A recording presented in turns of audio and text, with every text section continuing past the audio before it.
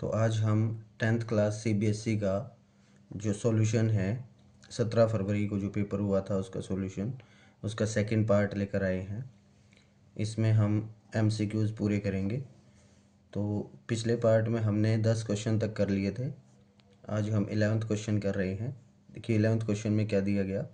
In the given figure P A and P B are tangents to a circle centered at O if AOB is 130 degree then angle APB is equal to। तो हमसे पूछा गया कि ये आपको साफ साफ डायग्राम में भी दिख रहा है कि ये एंगल 130 डिग्री दिया गया है और ये एंगल हमसे पूछा है। हम जानते हैं कि किसी भी क्वाड्रिलेटरल में कोई भी चतुर्भुज हो उसके चारों कोणों का जोड़ होता है वो 360 डिग्री होता है। उनके चारों जो आंतरिक कोण होते हैं इंटरनल एंगल होते हैं उनका जोड़ कितना होता है टोटल 360 डिग्री। अब हमें ये पता है कि जो टेंजेंट होता है और रेडियस होती है वो आपस में 90 डिग्री पे होते हैं, आपस में वो 90 डिग्री पे रहेंगे। तो ये कोण भी कितना हो गया 90 और ये भी कितना हो गया 90। तो दो कोण हमारे पास 90-90 के हो गए, एक 130 का हो गया। तो ये कोण हम आसानी से निकाल सकते हैं। इससे बेटर हम ये तो जानते ही हैं कि ये 90 है ये 90 है, तो ये आपस में क्या हो गए दोनों कोणों का जोड़ 180 होगा। तो हम इनको सप्लीमेंट्री एंगल बोलते हैं। ये दोनों क्या होंगे सप्लीमेंट्री एंगल होंगे, मतलब दोनों का जोड़ क्या होगा 180 होगा। तो एक कोण अगर 130 है, दूसरे कोण को अगर मैं P मानूं तो इनका जोड़ कितना रहेगा 180। अब मुझे P फाइंड आउट करना है तो 130 को इधर लेके जाएं तो माइनस हो जाएगा। तो 180 माइनस 130 ये P हमारे पास आ जाएगा 50 डिग्री। तो यही हमारा आंसर रहेगा बी ऑप्शन। नेक्स्ट क्वेश्चन देखिए, क्वेश्चन नंबर 12। क्वेश्चन नंबर 12 में हमें दो लाइन की इक्वेशन दी गई है। If the pair of linear equation, एक लीनियर इक्वेशन है ये और दूसरी लीनियर इक्वेशन है ये, कंसिस्टेंट एंड डिपेंडेंट पूछा है हमसे। तो कंसिस्टेंट और डिपेंडेंट कौन सी होती हैं जिसके अंदर, कंसिस्टेंट का तो मतलब होता है जिसके सॉल्यूशन हो, मीन्स जिसके कोई ना कोई सॉल्यूशन हो। तो हम देख लेते हैं कि सॉल्यूशन किसके होते हैं और कितने होते हैं, कंडीशन क्या क्या है। हमारे पास तीन कंडीशन होती हैं, A1/A2 is not equal to B1/B2। ये होती है तब हमारे पास वन सॉल्यूशन होगा, वन सॉल्यूशन। दूसरी कंडीशन है कि अगर ये बराबर आ जाते हैं, अगर ये दोनों बराबर आ जाते हैं और तीसरा जो है वो बराबर नहीं आता है C1/C2, तब हमारे पास होता है नो सॉल्यूशन, कोई सॉल्यूशन नहीं होता। जो थर्ड कंडीशन है वो क्या है, जब ये तीनों बराबर हो जाएं, ये तीनों बराबर हो जाएं, तब हमारे पास मैनी सॉल्यूशन होते हैं, मैनी सॉल्यूशन। अब बात आती है कि उसने बोला है कि कंसिस्टेंट, कंसिस्टेंट का मतलब सॉल्यूशन है, तो या तो इसमें सॉल्यूशन है या इसमें है। उसने एक और चीज़ लगाई है डिपेंडेंट, मतलब एक दूसरे के ऊपर डिपेंडेंट होंगे। तो डिपेंडेंट किस में होते हैं, इसमें होते हैं मैनी सॉल्यूशन में, कि एक सॉल्यूशन ही नहीं होगा, इसके ऊपर और भी सॉल्यूशन निकल सकते हैं। अगर हम एक वैल्यू को बदलें तो दूसरी वैल्यू उस पर डिपेंडेंट होगी। तो हमारे पास इसका आंसर क्या रहेगा, मैनी सॉल्यूशन वाला रहेगा। तो ऑप्शन डी इसका करेक्ट आंसर रहेगा। नेक्स्ट क्वेश्चन देखिए, क्वेश्चन नंबर 13 में हमें दिया गया है a hemispherical bowl is made up of steel of thickness 1 centimetre. हमें हेमिस्फेरिकल बॉल दिया गया है, हेमिस्फेरिकल मतलब अर्धगोला। तो अर्धगोला हमारे पास ऐसा होता है। अब उसकी जो मोटाई है वो 1 सेंटीमीटर दी गई। इसका मतलब अगर हम अंदर की रेडियस नापेंगे और बाहर की रेडियस नापेंगे तो उसमें 1 सेंटीमीटर का अंतर आएगा। तो हमारे पास दो रेडियस रहेंगी, एक बड़ी रेडियस और एक छोटी रेडियस। तो हमें इन दोनों का पता करना है। क्वेश्चन में दिया गया है कि outer radius of the ball is 6 centimetre. तो आउटर रेडियस मतलब बड़ी रेडियस है हमारे पास 6 सेंटीमीटर, तो छोटी वाली क्या हो जाएगी 5 सेंटीमीटर, क्योंकि इसकी मोटाई कितनी है 1 सेंटीमीटर है। अब हमसे इसका वॉल्यूम पूछा गया है, वॉल्यूम ऑफ स्टील।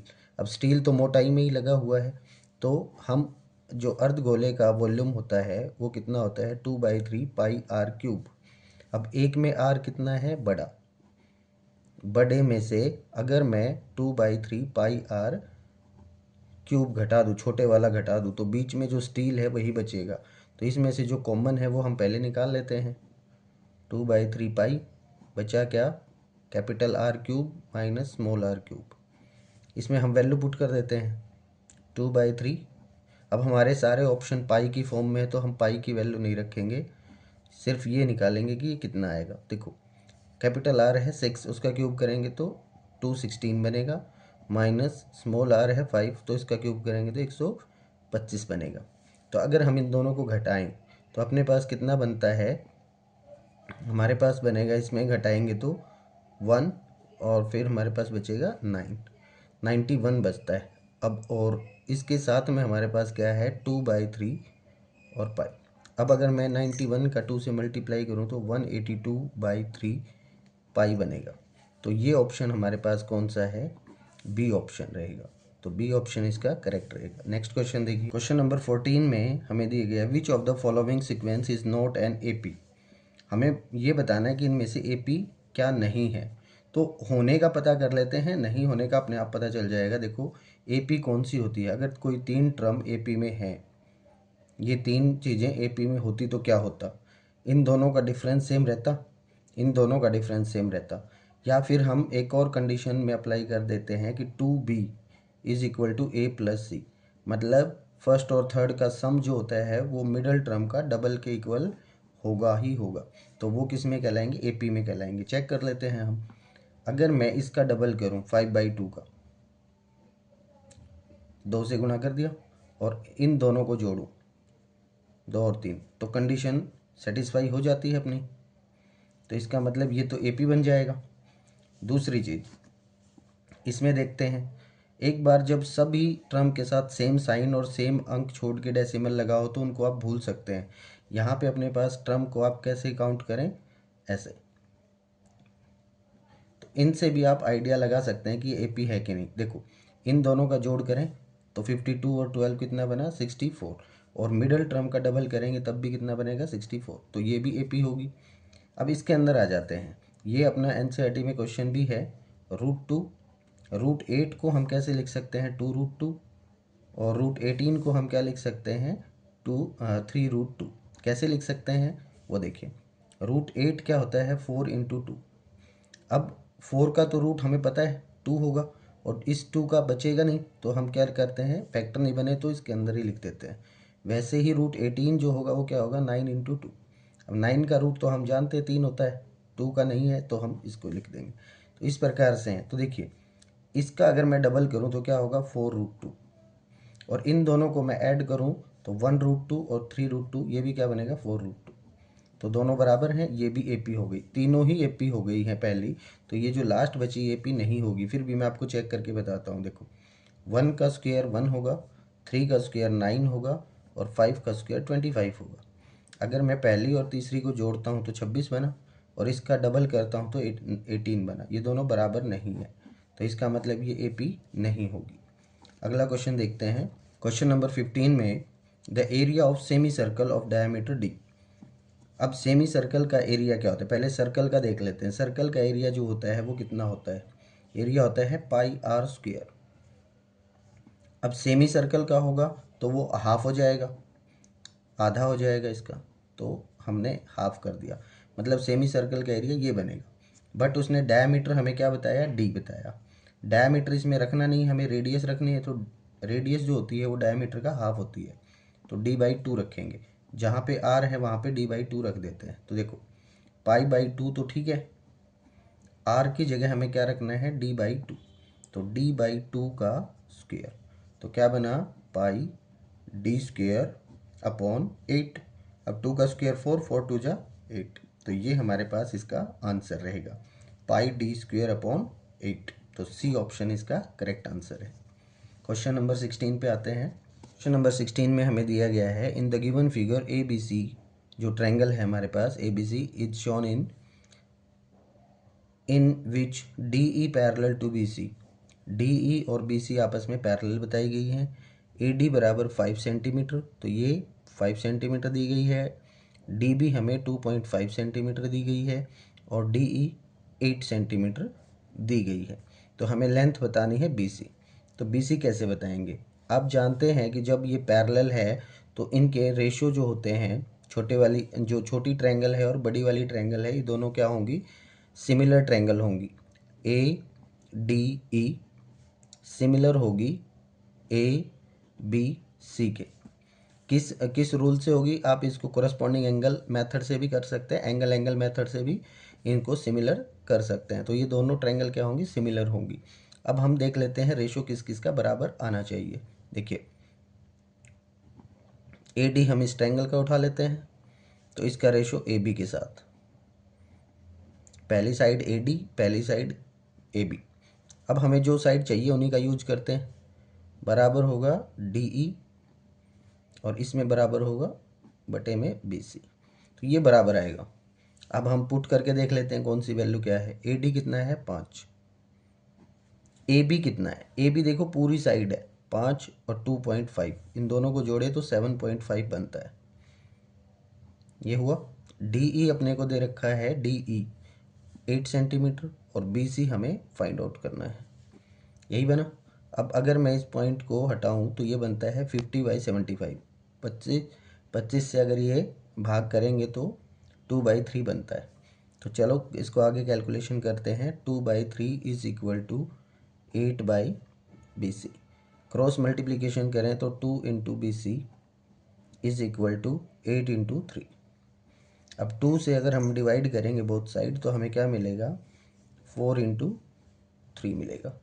तो बी सी क्या आया अपने पास? 12 सेंटीमीटर। क्या आता है? 12 सेंटीमीटर आता है। तो यही हमारा आंसर रहेगा, 12 सेंटीमीटर।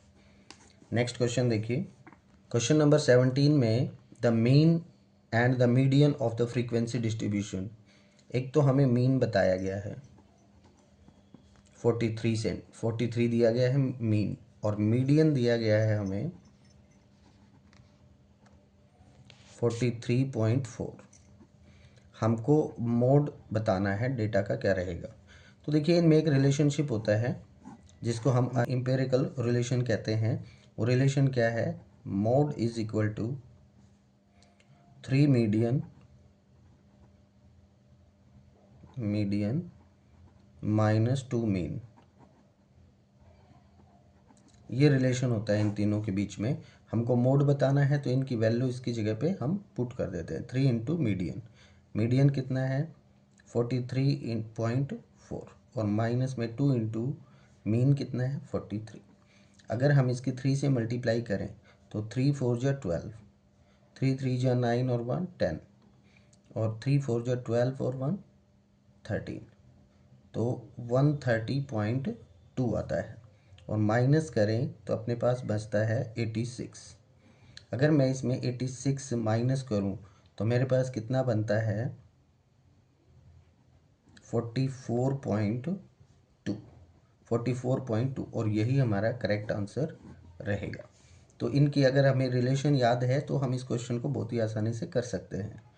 तो इसका आंसर क्या रहेगा? सी ऑप्शन करेक्ट रहेगा। नेक्स्ट क्वेश्चन देखिए, the probability of a randomly selected number out of 1 2 3 4 up to 25 to be a composite number.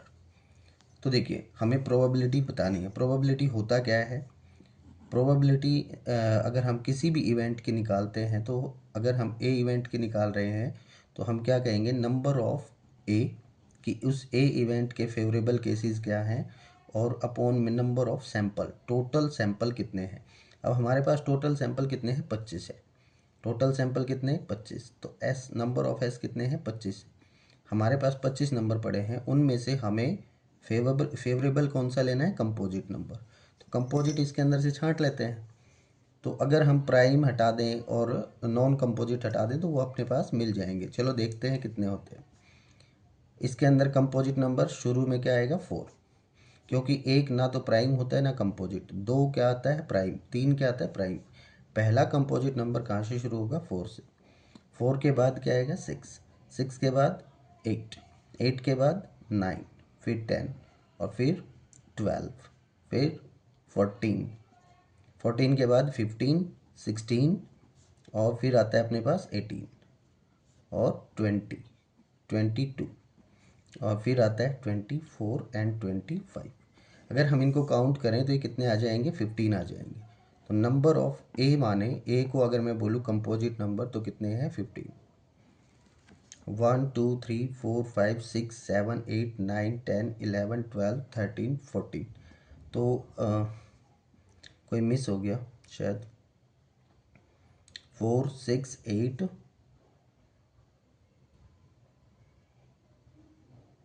9 10 12 14 15 16 17 17 नहीं आएगा, 18 19 20 21 भी हमारे पास क्या होता है, कंपोजिट ही होता है।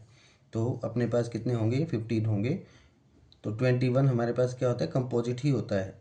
और ये कैसे आइडिया लगता है, देखो ऑप्शन वाले क्वेश्चन को गलत नहीं कर सकते, क्योंकि देखो ये मैंने काउंट किए तो 14 बने, बट ये 14 इसके अंदर ऑप्शन ही नहीं है कि 14 अगर मान लो मैं गलत करता तो भी नहीं होता, क्योंकि 14 इसके अंदर ऑप्शन में ही नहीं है। तो मुझे एक आइडिया मिल गया कि कोई ना कोई मिस्टेक हुई है और इसके अंदर एक और नंबर ऐसा मिलेगा। तो 21 भी क्या होता है, कंपोजिट, क्योंकि इसके फैक्टर क्या होंगे, 7 3 और 1, ये इसके फैक्टर होंगे। तो कंपोजिट नंबर कितने होंगे, 15। अब हमें प्रोबेबिलिटी बतानी है, तो प्रोबेबिलिटी ऑफ ए क्या रहेगी, 15/25। तो ये हमारे पास इसकी प्रोबेबिलिटी रहेगी और ऑप्शन ए रहेगा करेक्ट। नेक्स्ट क्वेश्चन देखते हैं। जो दो क्वेश्चन हैं 19 और 20, वो होते हैं असर्शन और रीजन के। इसका मतलब क्या होता है कि हमें एक रीजन दिया होगा, एक असर्शन बताया होगा। इसका मतलब एक हमें स्टेटमेंट बताई होगी कोई भी कि ये स्टेटमेंट है और उसका रीजन ये होगा। अगर दोनों सही हैं तो आप एक ऑप्शन लगाओगे कि both assertion and reason are true, और जो रीजन है वो इसकी करेक्ट एक्सप्लेनेशन दे रहा है, मतलब इसी का रीजन सही है। दूसरा है both assertion and reason true तो हैं बट रीजन गलत है, जो उसकी एक्सप्लेनेशन नहीं दे रहा। मतलब दोनों अपनी जगह सही तो हैं लेकिन दोनों एक दूसरे से जुड़े हुए नहीं हैं। तीसरा जो ऑप्शन है उसमें क्या है, असर्शन ठीक होगा, रीजन गलत होगा। चौथा ऑप्शन है असर्शन गलत होगा, रीजन ठीक होगा। तो ये हमें छांटना है। क्वेश्चन नंबर 19 में देखते हैं क्या है। असर्शन हमें दिया गया, the surface area of a cuboid formed by joining two cubes of side 4 centimetre each end to end is 160 centimetre square. तो सीधा मतलब ये हुआ कि दो क्यूब हैं 4 4 के, उनको अगर हम ऐसे एंड टू एंड जोड़ें तो उसका सरफेस एरिया निकालें तो 160 सेंटीमीटर स्क्वायर आएगा, ये उसने बोला है। तो ये स्टेटमेंट सही है या गलत है वो हम पहले चेक करेंगे। तो देखो क्या होता है, इसकी एक चीज़, एक जो एज है वो तो बढ़ जाएगा, 4 + 4 होके 8 होगा, और बाकी दोनों क्या रहेंगे 4। लेंथ क्या हो जाएगी 8, ब्रेथ क्या हो जाएगी 4, और जो हाइट है वो क्या हो जाएगी 4। तो सरफेस एरिया का जो फॉर्मूला होता है वो इसने रीजन में बता रखा है। Surface area of a cuboid of dimension LBH is this, मतलब अगर उसकी लंबाई चौड़ाई और ऊंचाई ये हैं तो उसका फॉर्मूला ये रहेगा, ये उसने बोला है। बट हम जानते हैं कि ये फॉर्मूला गलत है, क्योंकि फॉर्मूले के अंदर क्या होना चाहिए था, 2 होना चाहिए था। इसका मतलब रीजन तो गलत हो गया, और अगर रीजन गलत हो गया तो अपने पास एक ही ऑप्शन बचता है, reason is false, assertion is true, क्योंकि ऐसा और कोई ऑप्शन ही नहीं है जिसमें रीजन गलत हो। तो अपना अब यहाँ पे देखो दोनों बोले गए, दोनों रीजन और असर्शन ठीक है। यहाँ पे भी बोले गए असर्शन और रीजन दोनों ठीक है, और यहाँ पे भी बोले गए रीजन ट्रू है। तो एक ही ऐसा ऑप्शन है जिसमें रीजन फॉल्स है, तो इसका आंसर क्या हो जाएगा, सी हो जाएगा। तो 19 का जो है वो सी हो जाएगा, आपको ये सॉल्यूशन करने की भी ज़रूरत नहीं पड़ेगी। क्वेश्चन नंबर 20 पे आते हैं। असर्शन में क्या दिया गया, the mean of first n natural number is this. अब मीन क्या होता है मैं आपको बताऊं, पहले ये स्टेटमेंट देखिए, हमने रीजन पे गए क्योंकि रीजन से हमें डायरेक्ट आंसर मिल सकता है। The sum of first n natural number is this, ये हम जानते हैं कि ये बिल्कुल ट्रू स्टेटमेंट है, क्योंकि ये फॉर्मूला है sum of n natural number का, 1 + 2 + 3 + 4 अप टू n का अगर हम सम करें तो क्या आएगा, n × n + 1/2। ये बिल्कुल सही है। अब हम आते हैं मीन के ऊपर कि असर्शन भी ठीक है कि नहीं। तो असर्शन अगर ठीक हुआ तो हम बोल देंगे कि ए ऑप्शन हो जाएगा। चलो देखते हैं मीन होता क्या है, sum of observation, sum of observation upon number of observation, ये होता है। अब हमने देखा कि सम तो ये है, अगर ऑब्जर्वेशन n है तो n से अगर मैं इसको डिवाइड करूं तो ये आना चाहिए, n + 1/2 आना चाहिए था, बट उसने क्या बोला, n - 1/2। तो इसका मतलब असर्शन उसकी क्या है, गलत, और रीजन क्या है, ठीक। अब हम ऑप्शन पे जाते हैं कि असर्शन तो उसका गलत है, असर्शन इज़ फॉल्स। और रीजन क्या है, सही है। तो इसका मतलब डी ऑप्शन इसका करेक्ट रहेगा। तो आज हमने जो एमसीक्यूज़ थे और असर्शन रीजन थे वो इस पेपर के हमने पूरे कंप्लीट कर लिए हैं। तो अगले वीडियो में जो सेक्शन बी और सी है वो हम करेंगे। तो आज के लिए इस वीडियो में इतना ही।